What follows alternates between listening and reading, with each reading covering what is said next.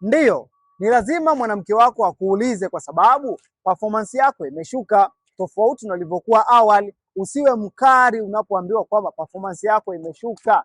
Jaribu kuweza kumuelewa, alafu jitibie, kwa sababu huyu anakufahamu tangia ulipokuwa unashiriki tendo la ndoa vizuri, ulipokuwa unamfikisha vizuri, lakini sasa hivi anakuona haufanyi vile ambavyo inavyotakiwa. Wewe ukipiga bao la kwanza tu umechoka na unalala, hauwezi kurudia tendo kabisa. Ana haki ya kuweza kuuliza, kwa sababu kuna kitu anakikosa ambacho mwanzoni ulikuwa unampatia. Sasa nikwambie tu kuwa kama ulikuwa unafanya punyeto, kama ulikuwa na maambukizi katika sehemu zako za siri, ama umeona tu performance yako imeshuka tu ghafla, basi hakikisha unanitafuta, kwa sababu package ya asilia itakutibu changamoto uliyokuwa nayo kwa njia ya asilia, kuanzia kwenye chanzo, alafu unapata matokeo yaliokuwa mazuri. Na hii ndio mfano wa package ambayo ukiweza kuitumia unaweza kurudisha ulijali wako na kurudi katika hali yako ama kiwango chako cha performance ambacho ulikuwa unashiriki mara ya kwanza. Kitu cha kufanya, hakikisha unanitafuta kupitia namba ambayo iko bio tuweze kuanza matibabu. Lakini kumbushe tu ya kuwa mwezi wa 9 tarehe 1